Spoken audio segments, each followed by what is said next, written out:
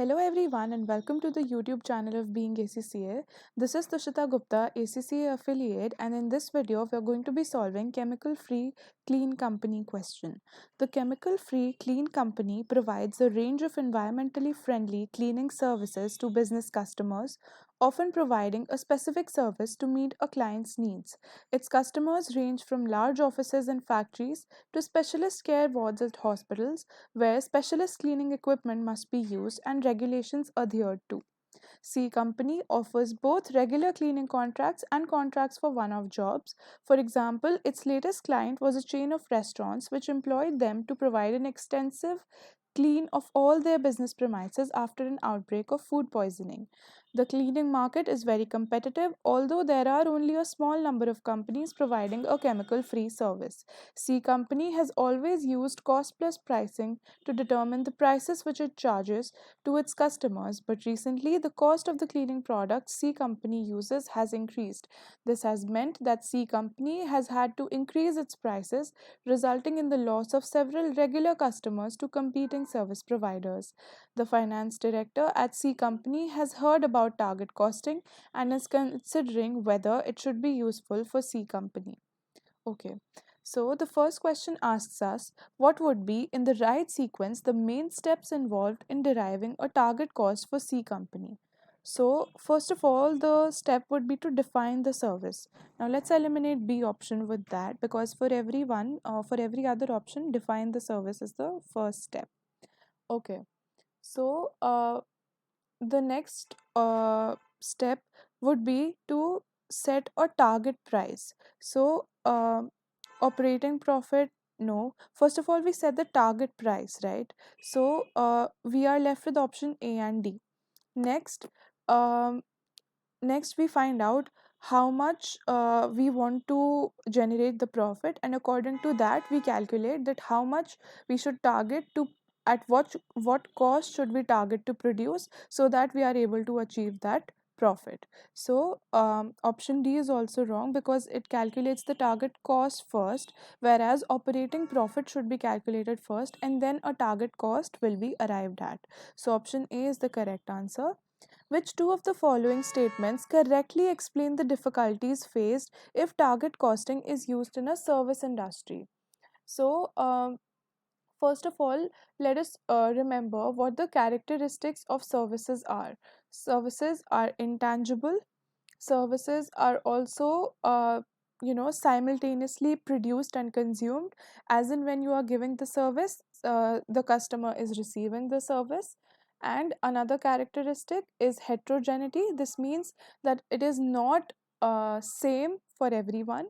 And then there is perishability, and then there is no transfer of ownership because there is no actual physical transfer of anything, right? So let's see which two of the following statements are correct over here. The service can be defined too easily and lacks the necessary complexity. No. The service is used at the same time it is produced. Yes, this is true. The service is standardized too easily. No. Unused labor capacity cannot be stored for use the next day. Now, this is true because services are perishable because they cannot be stored, right? Okay. Which of the following statements is or are true? C Company may not be able to get hold of any comparative data available for one of jobs, and therefore setting the target cost will be difficult. Now this statement is correct because they for one of jobs you calculate it at the same time you get the job. There is no comparative data because one of jobs are also different. These one of jobs will differ from one job to another job. So yes, this statement is correct. Moving to the second statement, some of the work available is very specialist. It may be difficult to establish the market price for a service like this, thus making it difficult to derive a service cost.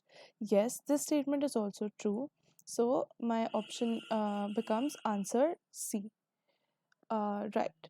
The fourth one says, which two of the following statements are true? Target costing is useful in competitive markets where a company is dominant in their market, like C Company. Not really, because a dominant company will not have a lot of competition, and they would not have to minimize their costs, because if you do not have a lot of competition, you can charge as much price as you want. So this statement is not correct. Target costing is useful in C companies' competitive market in which price increases does lead to loss of customers. Yes. Now this is particularly useful over here because they are losing their customers because competitors are offering at lower prices. So if they use target costing, they will be able to give their services at competitive prices, which will prevent the loss of customers for them. Now, moving to the third statement, C company can ignore the market price for cleaning services and simply pass on cost increases as it has done. Now, this statement is not correct because doing this, they have been increasing the prices, but then they are leading to a loss of customers, and eventually this can mean that C company may have to shut down if they do this to because of the competition also. Right. Target costing would help C company to focus on the market price of similar services provided by competitors where this information is available. Yes, this statement is true because they will try to look at other companies at what cost they are producing, and then they will target to produce at the cost that the competitors are offering. Now moving to the last question, which of the following statements is or are true? If after calculating a target cost, C company finds that a cost gap exists, it will then be forced to examine its internal processes and costs more closely. Now, this is true because when they will find out that their costs are not being met according to the target, that they are, probably producing it at a higher cost than they had targeted, so then they will. See where they are lacking and where they are incurring extra costs, and they will try to cut down on those costs. If C company cannot achieve any reduction in the cost of the cleaning products it uses, it should consider where it can source cheaper non-chemical products from alternative suppliers. Now this statement is also true because in any case they find out that they are not able to reduce the costs in the processes, they will find out that whether there are any suppliers who can offer these non-chemical materials that they use at a cheaper price. So yeah, that makes option C my answer. And with this we have come to an end of this question. Thank you for watching. Do let us know in the comments down below which question do you want us to solve next. Thank you.